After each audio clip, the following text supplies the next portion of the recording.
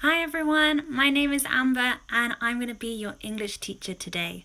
So on Wednesdays and Fridays every week I do a live Instagram English class with Nassau English School London, and today is the same. So today's class is going to be on a topic that lots of students can find confusing and make mistakes with, especially when they are speaking English. So we're going to fix those today.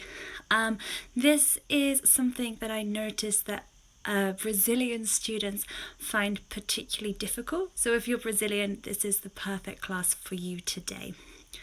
So it's Wednesday, 1 o'clock. Let's begin our live class. Okay, I'm just going to bring up my screen so you can see everything that is in front of me. So we're going to look at adjectives that end in ed and ing and how they are different and why they are different. Okay, so adjectives with ed and ing. So some examples of this are boring, bored, confused, confusing, annoyed, annoying. They're all adjectives, but they do have a different meaning. Okay, let's have a look at this one. Can you tell me why or how they are different? So we have that lesson was really boring, ing, boring, and I was really bored in that lesson, bored with ed. Okay, so you have an adjective boring with ing and the adjective bored eg. These have different meanings, but they have been used in a similar way. We're going to have a look at how you use them and why you use them and the meanings. Okay, so the first one we're going to look at is adjectives ending in ed. Okay, when we use an adjective ending in ed, this adjective describes the emotions and how people feel. Okay, so here are some examples. We can say he was bored, she was confused, they are tired. All adjectives with ed, bored, confused, and tired. Okay, and they are all talking about how a person is feeling. Oh, there's one more I forgot. The cat is worried. Okay, these are all talking about emotions or feelings. Okay, and then adjectives ending in ing, they describe the characteristics of a person, a thing, or a situation. Generally, they're describing the thing that causes the emotion or the action that causes the emotion. Some examples we have of this are the film was boring, ing, boring. The lesson was confusing, ing, confusing. The run was tiring, ing, and the storm was worrying. Okay, so we're talking about the action or the thing here. So the first sentence is talking about the film. The second, we're talking about the lesson. The third, talking about the run. And the fourth one, we are talking about the storm. Okay, so let's have a look at these together then. So you have the film was boring, I was bored, or he was bored. The film was boring, he was bored. Okay, this is a perfect sentence. So you have adjective with ing and the adjective with ed. Okay, the film was boring, the ing talking about the thing or action, watching the film, was boring, he was bored. We're talking about the emotion of a person. The same for number 2, the run was tiring, they are tired. Ing, we're talking about the action of running. And tired with ed, we're talking about the emotion of a person. And finally, the storm was worrying, the cat was worried. Worrying with ing, we're talking about the storm. And worried with ed, we're talking about the emotion of the cat. Okay, animals can also have emotions, not just people. Okay, these sentences are fine grammatically.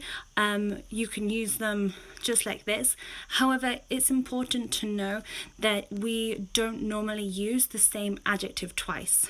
Boring, bored, tiring, tired, worrying, worried. Okay, if you want to sound like a native speaker or just show off how good your English is and how much English vocabulary you know, you want to vary your adjectives in the sentence. So we, for example, would use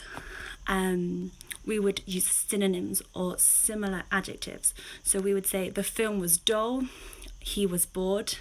Okay, has the same meaning, but we have not repeated the same adjective. Bored, boring. We now have dull and bored. And the same for the second. They are sleepy. The run was tiring. We've changed the adjective, so we have not repeated, but it has the same meaning. And finally, the storm was frightening. The cat was worried. Again, you've just changed the first adjective, so we are not repeating ourselves. These have the same meaning. Okay, let's have a look at a quiz and see how well you have understood this. So what you have is a sentence in front of you and two options.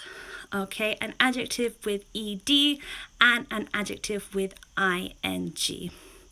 I want you to tell me if it's A or B. So the sentence you have here is you look blank. Maybe you should go to sleep.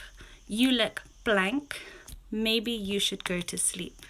Is it A, tired, or B, tiring? Send in the comments if you think it is A, tired, or B, tiring. This is question number 1. Question number 2. My sister is always watching the TV. It's very blank. Is it A, annoyed, or B, annoying? A, annoyed, B, annoying. My sister is always watching the TV. It's very blank. Okay, tell me if it's A, annoyed, or B, annoying. Let's look at number 3. Okay, number 3, the IKEA furniture instructions were very blank. The IKEA furniture instructions were very blank. The options are A, confusing, or B, confused. A, confusing, B, confused. Okay, let me know which answer you think is correct. Okay, number 4, his test results were blank. His test results were blank. The two options are A, disappointing, and B, disappointed. A, disappointing, B, disappointed. Okay, let me know what you think the correct answer is. His test results were blank. Okay, number 5 is the final question. Okay, and you have 2 blank spaces in this sentence. You have the earthquake was blank and 2 options. A, frightening, B, frightened. And the second part of the sentence is I was blank, C, shocked, D, shocking. Okay, so options A and B are for blank 1 and options C and D are for blank 2. So the earthquake was blank, option A, frightening, option B, frightened. I was blank, option C, shocked, option D, shocking. Okay, so there are 5 questions. We're going to have a look at the answers now and to see if you were able to choose the correct adjective ending in ed or ing. Okay, so answer to number 1 was tired. You look tired. Maybe you should go to sleep. Okay, we are talking about a person's emotions or feelings in this sentence. You look. So the answer is A, tired with ed. The adjective is tired with ed. Okay, number 2, my sister is always watching the TV. It's very annoying. It's very annoying. Option B is the correct answer. Okay, this sentence is talking about the action of always watching the TV. Okay, the action of watching TV is annoying. Number 3, the IKEA furniture instructions were very confusing. Number 3, the answer is confusing. Okay, again, we're talking about the action or the thing of instructions, we're not talking about a person and their emotions. So the answer is confusing. Number 4, his test results were disappointing. Okay, his test results were disappointing. We're talking about the test, which is an object or a thing, not a person's emotion. So the test results were disappointing. Okay, and finally, number 5, the earthquake was frightening. I was shocked. Okay, part 1, we're talking about the earthquake, which is a thing or an object, which is frightening. And the second part, we are talking about the emotion of being shocked, a person's emotion. Okay, guys, so that is our English class today on adjectives with ed and ing. I hope you now understand the difference and can use them whilst writing and speaking English. If you have any questions, please let me know. Send me a message.